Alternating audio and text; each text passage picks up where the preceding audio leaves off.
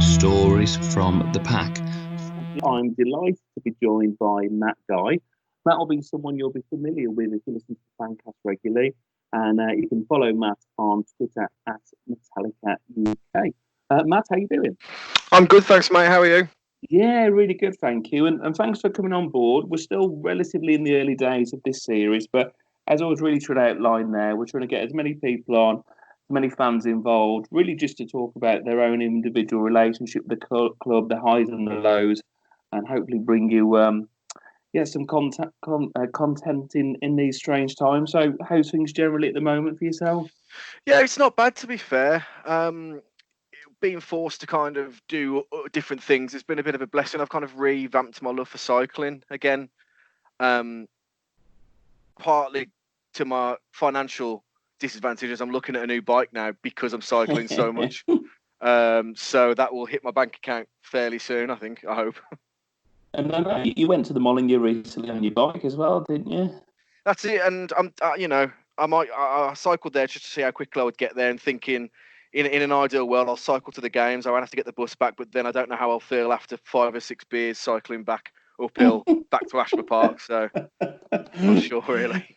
So what we'll do, we'll start as we always do at the beginning, really. And in terms of Molyneux, what was your first experience of Molyneux? Sort of, how did that start for yourself? Well, I had to think about this really. I had to think about this a lot because the first game I recall going to was Wolves played Reading and we won 3-1. I think it was the 98 season, 97, 98, I think. Now, none of my family are into football really at all. My dad certainly isn't. So I went with my uncle and my dad. So that's the first time I'd ever been to a game. And it was the first time in reality I'd ever been to anywhere that had that mass amount of people in it. And I just remember feeling really overwhelmed by the occasion and the amount of people that were there and the hustle and bustle of everything. And I don't know why this is in my head, but I remember at half time we went to a kiosk and I had a Twix in my back pocket and the Twix fell out and somebody like tapped me on the shoulder and gave me the Twix back. And I just thought to myself, wow, everyone's like super nice here and everyone, we're all here for the same thing. And then we won 3-1. I think Don Goodman scored a brace, I believe. And it was really, really vague. And I didn't go to another game for a while after that, but I just remember going thinking, wow, this is a really big occasion. Like it was just a run of the mill league game. And for Reading, I think they were fighting relegation, but at the time it just felt like the biggest thing ever because it was like the largest event I'd ever been to. And I think this is, I mean, funnily enough, Reading sort of in that era, like you say, I suppose they weren't a top side, but they're a bit of a bogey side for us actually, sort of through the 90s. But you mentioned there in terms of not all the family sort of been into the footy as such, and your uncle took you along with your dad. Do you remember, was it yourself who sort of forced that? Were you sort of keen in football at school and wanted to go, or? Yeah, because I remember growing up, me and my brother both had that iconic, like bully Wolves shirt as it's known, the 96 to 98. And I remember my mum was on what I assume was 107.7 The Wolf at the I time. remember those days, yeah. I'd like a phone in, and the guy on the phone, whoever it was like, we were in the background. He asked us who we supported, and we shouted Wolves, and I think it must have been that I'd have said to my uncle, "Can we go to a game?" And he was going, had season tickets and that, and still goes now. And we went, but yeah, it was just I could see it like it was yesterday, but then it's just bizarre to think back about it.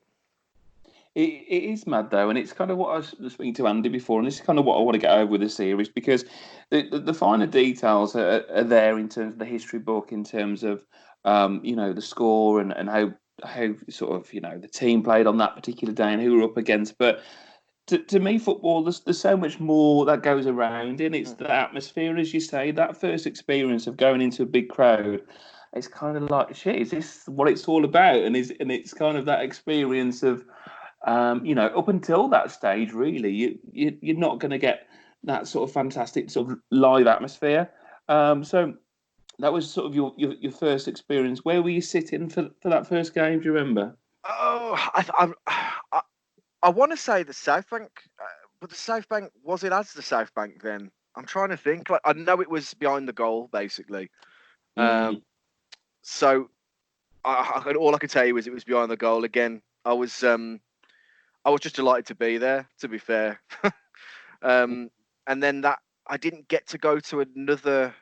I think I went really periodically after that, like to just one game or another until I was firmly into secondary school, and then one of my close friends, Rob, who's a Leicester fan and Fancast fan, I might add, he took me with his old man to my first away game, even though I was in the home end at what was the Okay. Walkers Stadium. Yeah. So that was a dour 0-0 draw with Leicester in 2004, I think that was. So it's quite late into following football that I went to my first away game, but that started a run of going to pretty much every time Wolves played Leicester. I'd go to the home and away fixture with my friend Rob, and he'd sit in the home end for Wolves, and I'd sit in the home end for Leicester. So I remember going to the game where I think we clinched the playoffs 4-1 when we beat them at their place. But again, I was in their home end, so I was firmly quiet and looked dismayed, but secretly I was, jumping for joy. I think I was in the away in that day, but I was gonna ask you about that because that first game 0-0, it was probably easy to be quite quiet, but I don't think I've ever done that experience of being an away fan, in sort of the home end. I guess you're probably a little bit younger then, so it's probably different sort of discussion now. But I don't know, I've never been able to do that. It's kind of... So was it? I don't think it was. Yes, it would have been last season. The first game of the season was Leicester, and we lost 2-0. I think it was. So I was in the home end at Leicester for that. Again with my friend Rob, and it was the funniest thing because for these people, these might be new season ticket holders that they're sat next to, and so people just want to start talking to the people next to them, and trying to build up friendships because they're going to be sat next to them for the rest of the season. So I had this guy talking to me for the entire game, like saying how good they were playing, and I was just there going, "Yeah, great, yeah, doing great," through like gritted teeth. And yeah, I just remember it, and then because we absolutely dominated Leicester in that game, but we still lost. And did Doc score and get disallowed or something like that? Oh God! Yeah, I know we hit the bar after like the first 5 minutes. That's right. That's right. Yeah. It's funny, isn't it? Really, just sort of that sort of first game because I remember when I had a season ticket for a number of years, and that sort of first game, it's like first day at school. And what I mean by that is, if it's a new season, it's like, right, who am I going to literally be sitting next to for the next 6 months? Yeah, and that's the most weird thing. And it's funny actually because I was acquainted with someone on Twitter recently who sat behind me for like 15 years, didn't know his name or anything like that. And it was brilliant, and it is such a strange thing, sort of having a season ticket because it's like, okay, right, this is what we're in for this year. But yeah, I've never done this sort of away fan sitting in the home end. But I suppose if you've got that mutual friend, though actually I tell a lie, one of my first games I went to was St James's Park before it was developed, and that was really young, and that was sort of in the home end. But okay, so that's sort of first away experience, first home. So you talked about going regular. What was the first season you remember where you were sort of a regular as such? And I hate that term, but you know what I mean. Yeah, absolutely. It would have been kind of because I wasn't going with family when I was kind of financially able to pay for it myself, basically. So we're talking when I was first started really earning money around kind of 16, 17. So it would have been the Mick McCarthy promotion season was when I was going the most. And then I was living...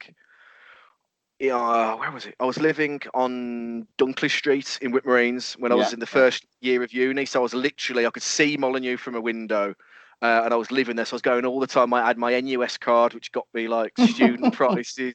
So I was going all the time. So that season where we did the double over Spurs, I remember that really well. And I think we beat Chelsea that season, and we had a really topsy-turvy, very Wolves-like season in that we beat the top teams and lost to the bottom teams. So when I was just leaving school, first going to university was kind of the first regular season where I went to the majority of home games. When I was kind of just earning money so I could pay for it myself.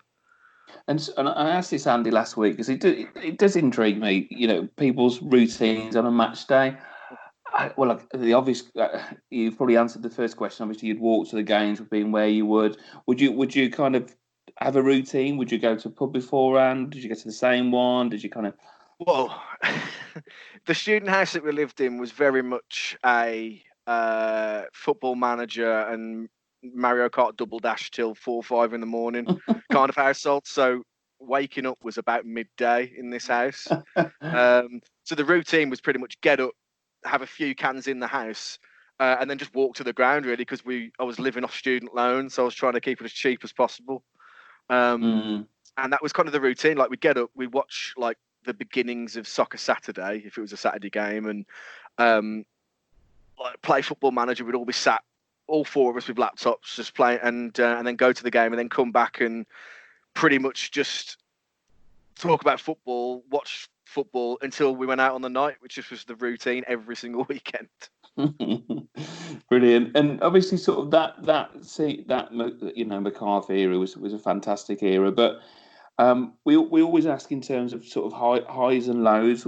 At what point did you kind of think, or what's been your lowest moment as a Wolves fan? I'll put it that way.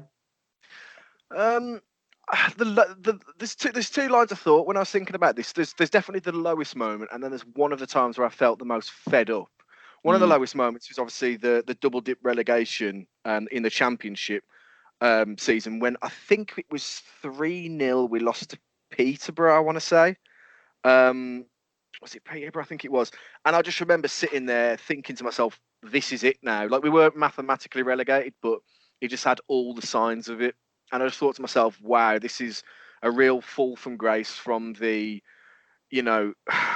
match of the day and playing as Wolves on FIFA in the Premier League and everything else. This is, wow, we're going to be in League One now, and there's absolutely nothing we can do about it. And I really felt at that point, it wasn't so much I'm not going to go to any more games and I'm going to throw my season ticket away or anything like that, because it's just it meant more to me than that, because I know I went to Wolverhampton Uni, and Wolverhampton for me is very much, I know there is Monte Carlo and I know there's Las Vegas, but I really love the city that I live in. So it was never a choice of not going to watch them anymore, but I just felt like, this is going to be a struggle. This is going to be more a chore than it is a pleasure. But I remember the most fed up I've ever been to a game in the Championship season. Not the one before, so the one where Kenny Jackett was relieved of his services. We drew 0-0 to Preston away, and we'd set off really early for it, but there was an oil spill on the M6, so we were stuck on the M6 for about 4 hours. By the time we got there, I couldn't have a beer. Straight to the game. Awful 0-0 draw. We parked about an hour away, had to walk back, and got home, and I was just like, sack this, I'm going to bed. This has just been awful. And I just remember it's just one of those like really low days, and she was my girlfriend at the time, my wife now. Was like, why do you do it? Like, why do you put yourself through it? And I didn't really have the answers for her, but I suppose it's the sacrifices you make, isn't it? It's true, and I think with those sort of two sort of thought processes there, I think they're right to be split, because for me there's feeling low and feeling, God, we are shit and we're in the shit, and where are we going to get back from this? And there's that, but also there's the apathy as well. So for me, it was really low, sort of the double relegation, but it was the apathy. For example, for me, was sort of the Glenn Hoddle era, and worse than feeling low, when you just kind of feel. You shrug your shoulders when there's no reaction, if that makes sense. Because 100%. When it's brilliant, you get a reaction, and when it's like really shit, it's like it fires you up. But when you just don't give a shit, do you know what I mean? That's kind of the worst, really. And that's kind of if you're a meandering kind of mid-table team, that can kick in a little bit more, I guess, than others. If you are fighting relegation, and by no means no club wants to be there, but at least there is that drama nearly every week because a good run, you're out of it, etc. But the apathy, like you say, can be a killer. And certainly in the last few years, there hasn't really been that, which has been, really good. And I think as well, I think we all have those individual moments where it's a 0-0, or I don't know, we have a horrendous journey going or coming back, and you think, God, why am I doing this? And you kind of have to rationalise it in your head, and you can't to a degree. But I think it's interesting what you say about having sort of pride in the city and stuff. Because I don't know about you, but I think we're probably similar in that. Often I feel like I'm a bit of a guardian for the city. Oh, That 100%. Yeah. that I Yeah. can slate it and can say it's shit and can say, but I feel very protective, and I think the football club forms part of that. No, I agree with you 100%. And I've lived in Whitmarines. I live in Ashford Park. I've lived in Lower Penn. So I've lived in like very different, what you would call nicer areas and not so nice areas, Wolverhampton. And I just wouldn't trade it for anything because it is home, and that's really cliched. I know it is, but it's just what I love. I had a really great teenage years growing up, underage drinking in town, and I've always loved the city, and it's just natural that the team comes with that for me.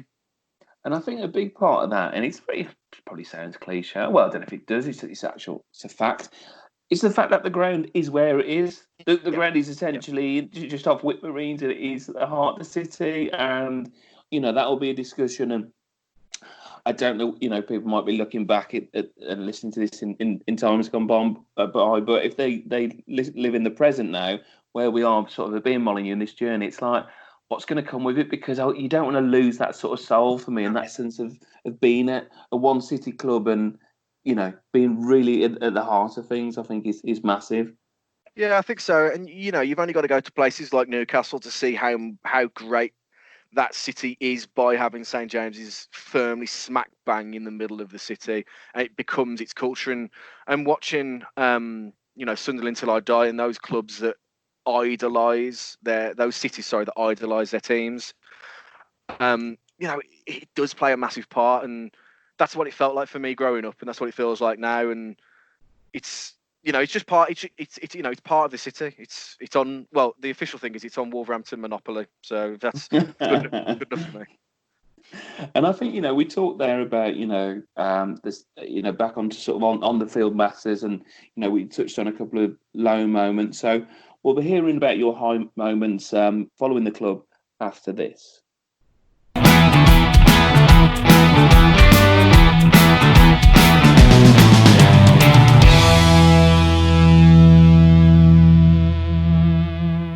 Hey, it's David here. Now, I know you love a bloody good website, don't you? Look, come on, you do. You like a good website.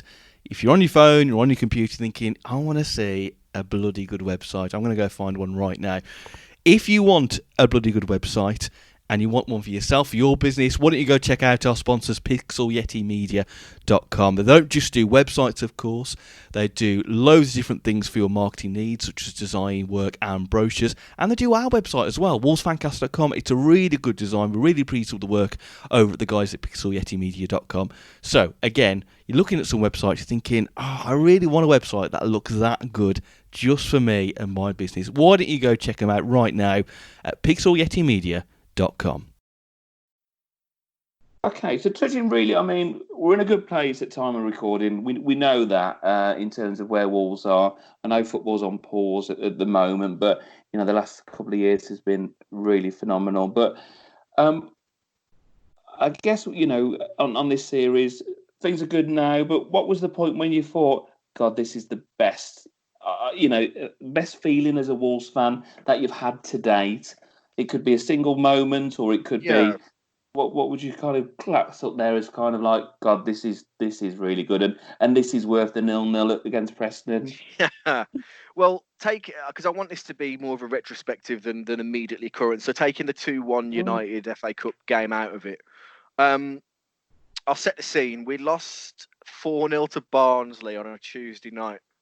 And then we had Newcastle, who were league leaders, on the Saturday. So I went up with my friend Tom, and my friend Rob came to the game just because he very much just likes to be around football, and our friend Tendai as well. We went up to the game. We had some drinks in the car on the way up, except for the designated driver, of course. We went stopped at Durham Services. We had some drinks there. We get into the city of Newcastle. Now I've never been to Newcastle ever. Oh, it's great city. But I'd heard how great in hospitality. The hospitality is amazing. People are really nice.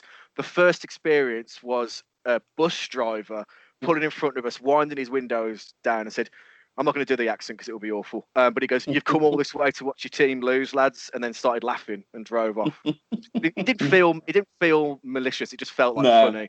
We had a laugh, and anyway, probably the drunkest I've ever been at a game. And that doesn't necessarily mean fun, but it was one of the drunkest I've been at the game. We'll get up the flight of stairs. I need an inhaler. And the chants for John Daddy Bodvarsson was starting, and I could just feel the atmosphere was amazing. We beat them 2-0. It was not expected. I was expecting an absolute tonking. And just at that second goal and throughout the whole game in the gods at St. James's, I just, up to that point, never felt happier at a football game. It was just magic that day. Like the whole thing from getting up at the crack of dawn, travelling all the way to Newcastle, having loads of drinks, the chance on the concourse, the 2-0 win when by all accounts should have lost on paper, and it was just magic. Like I can't begin to tell you how much I enjoyed that game, and it's the second happiest memory following as a Wolves fan for me, for what was just an away win. There was no major implications of the game. It was just in that really topsy-turvy Walter Zenga period, but I just really, really enjoy it. And to the day I die, I'll never think of that as anything other than a really good experience. Was that the same game with the Sace Shelby incident? Was that? Had that already happened? No, I think it was. Yeah, I think it was. Someone will correct us, but yeah, we're recollecting, so bear with us. But yeah, I mean, I think for me, Newcastle, it's one of those cities, and people will relate to your story there about those flights of stairs who've ever been to St James's Park. I mean, you get a decent view of the city, literally, don't you, up there? Yeah. But an iconic stadium. So, would you say sort of that was at the first point you kind of in your sort of Wolves, well, as a single moment? Then would you say sort of up there and? I remember the Leeds game at Ellen Road where we beat them 2-1. I think the season before or the season before that, Leon Clark scored the winner in the 85th minute, and I remember that because that was the first time I'd ever been to Ellen Road, and I remember the crowd. The crowd were great for Leeds, as you expect them to be, and I just remember it because it was Leeds. It just felt amazing at the time. And I remember the chance of if Leon scores were on the pitch and all of that, and then Leon Clark scores the winner, and that was amazing. And that was followed the night before by like a great night out in Leeds. And the morning of that game, I remember it. We were in a cafe having breakfast, full English breakfast, and as I leave the cafe, my ticket was in my back pocket, or I thought it was, and it wasn't. And I was like, "Oh no, I've lost my ticket. This is an absolute nightmare." So I walked back over the dual carriageway that we'd like hopped a fence to go, and my ticket was just in the street. It was just still there for about like an hour. I couldn't. It was a gift from a deity above or something like that. I couldn't believe it, and I just remember it like it was yesterday as well. And silly little things like that just make you like look back and smile. And if anyone's listening to this, I'd even just go out of their way just to write down some of these memories, just to you'll just think to yourself, man, how much I enjoyed that. So that was another really standout high moment for me as well. And some of like other games, like we've played Forest, or even County when we were in the League One season. I went to those games away, and because Hooters is kind of the unofficial away pub, yes. The police coming in, telling everyone to quieten down, and it sounds so silly, but the second they left, the noise started again, and it just brought this massive smile on my face. And there was nothing nothing untoward about it. It wasn't like glasses were being smashed or anything like that, but it was just that football atmosphere that you can't replicate in any other kind of environment other than an away game. It's brilliant. And I think this is it, really. It's those, and this is what we're getting over on the series here. Everybody has memories in terms of their football experience. Everybody's supported the club and has had these sort of tales to tell. You know, that these little incidents, particularly on away games as well. And it really is great to hear. I've got to ask you, Matt, because I think you were telling me before we did this, didn't you have a time working at the Wolves as well at one stage? Yeah, so that was my kind of in. To be able to watch a lot of the game without having to pay for it, basically. So we used to get to watch the first half of the first half, and then the second half of the second half usually. So I got to watch 45 minutes of football for free. And there's a couple of funny incidents I can really recall. So one of them, well, not so funny really. No, look back on it. But do you remember when Cardiff were at Molineux and there was loads of arrests and there was loads of with police? So I was working in the Steve Bull Lower at the time, which was the away section. And when you go in through the Steve Bull Lower, there's a kiosk to the immediate right as you walk through those big doors. I was working on that kiosk, and then the alcohol bar was up the slope and further on. Now, what would happen is at the end of the game, in that kiosk, all the money you'd have to take to the far end of the other side of the stand. Now, it wasn't like in a tube that goes up in a pipe and goes. It was literally in a swag bag. And I had to run. And if anyone knows what I look like, I'm great over 10 yards. After that, I'm not the quickest runner. I had to go through all of this Cardiff pandemonium, police and everything with this swag bag of money, just fearing for my life. I'm thinking to myself, like, who I'm saving. I'm being paid £14 a game here, running through the whole of this crowd, and I just remember absolute pandemic. They were banging on the shutters and all sorts. So I just remember that really, really vividly. And one of the other memories I have from working at the Molineux, again, Steve Bull Lower, when Man United came in the Premier League. And they were giving me and my friend real dogs abuse. And some guy was, he was clearly drunk and what have you, but he'd had a hot dog and he was just giving us loads, and he wanted tomato sauce on it, basically. Now, he doesn't know the tomato sauce is on the wall behind with all the plastic forks and whatever. He puts his hand under what he thinks is a sauce dispenser, presses the button, leans over the counter, and it's the button for the hot water. Oh, God. And he just yelps, throws his hot dog in the air, and just starts screaming at obscenities. We haven't said a thing. And it might be liable in a court of law, maybe, but and the stewards, who we were really, really close with, worked really, really well with. They just saw what was going on, carted him away, and we just had a little chuck. It felt like justice and karma befell this guy. It's brilliant, because that's what I was going to ask you. Really, was who was the worst behaved fans and who were the best behaved fans? But you kind of answered that one in the worst. I remember Norwich. When Norwich came, they were really, really pleasant, pleasant to be there. And I know there's this rivalry with Norwich. But they were really, really nice. I had absolutely no issues. And that was a really good thing about working at Steve Bull, though, because it was always away fans for the majority of this season. It was always banter and a bit of backwards and forwards, but they were generally, everyone was having a good time. They were an away game, whereas I have served Robert Plant before in the Billy Wright Upper. That was kind of, it was like being the bottom deck of the Titanic to painting Kate Winslet. Do you know what I mean? It was just, that was like the treat. Yeah. Every so often you got to work the Billy Wright. But no, I loved working at Molineux, and if it wasn't, unfortunately, the biggest payday, I'd have done it for a little longer. But it was great. Really, really enjoyed working there. Brilliant. No, Matt, it's been an absolute pleasure. And as I say, in terms of this series, this is really in its infancy, so we really want to get you on board. So if you want to share your story like that as today, and this is what we're looking for, and hopefully it's giving you some fun content to listen to during lockdown. Just before we go, obviously this is a series which is part of the Fancast. There's lots going on with the Fancast, which me and Matt are proudly part of at the moment. We're doing an alternative Hall of Fame, so you can listen to those episodes. So there's loads of content out there. Matt, anything up to close on? No, just everybody just look after yourself, guys, and do whatever makes you happy, and try not to get yourselves down too much. And obviously, we're going to pump out as much content as we can to give you guys that Wolves fix that you need until we're back rocking and rolling. So take it easy.